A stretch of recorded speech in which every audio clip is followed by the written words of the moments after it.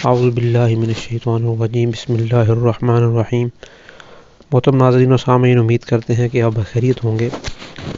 آج کی ہماری اس ویڈیو میں ہم اسلام تلوار سے کیسے پھیلا یا اسلام تلوار سے نہیں پھیلا، اس کے بارے میں بات کریں گے۔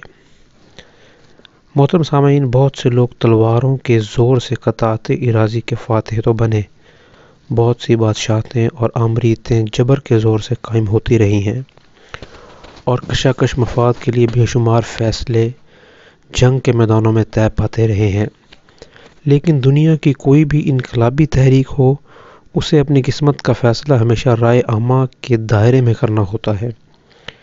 انسانی قلوب جب تک اندر سے کسی دعوت کا ساتھ دینے کے لیے تیار نہ ہوں اور اپنے ذہن و کردار کو اس کے سانچے میں ڈھالنے کے لیے راضی نہ ہو جائیں، محض جبر و تشدد سے حاصل کیے گئے علمبردار اس کے لیے مفید نہیں ہو پاتے، بلکہ الٹا وہ اس کی کامل بربادی کا سبب بن جاتے ہیں۔ مخالفین اسلام شروع سے ہی اسلام کے خلاف یہ پروپیگنڈا کرتے آ رہے ہیں کہ یہ تلوار سے پھیلا، لوگ تلوار کے زور پر مسلمان ہوتے رہے۔ ایک چیز جو باطن سے تعلق رکھتی ہے، وہ وہاں جبر کیسے چل سکتا ہے یا کیسے ممکن ہو سکتا تھا۔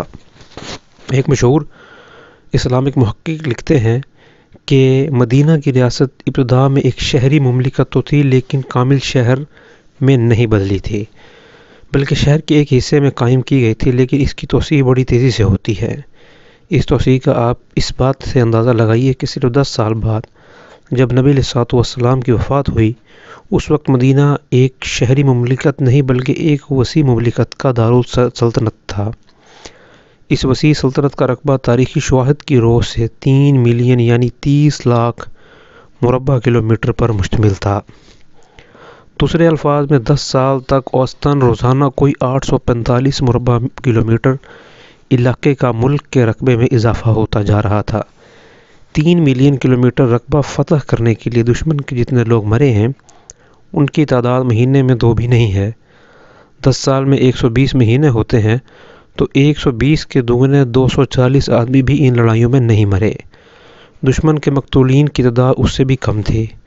مسلمان کے شہداء کی تعداد دشمنان اسلام کے مقتولین سے زیادہ بھی نہیں تھی۔ مسلمانوں کا سب سے زیادہ نقصان جنگ احد میں ہوا کہ 70 آدمی شہید ہوئے، اور یہ نقصان بھی مسلمانوں کی اپنی غلطیوں کی وجہ سے ہوا۔ بہرحال بحیثیت مجموعی میدان جنگ میں قتل ہونے والے دشمنوں کی تعداد مہینے میں 2 سے بھی کم ہے، جس سے ہمیں نظر آتا ہے کہ نبی علیہ الصلوۃ والسلام کس طرح اسوہ حسنہ بن کر دنیا بھر کے حکمرانوں اور فاتحوں کو بتاتے ہیں کہ دشمن کا مقابلہ اور ان کو شکست دینے کی کوشش ضرور کرو، لیکن بیجا خون نہ بہاؤ۔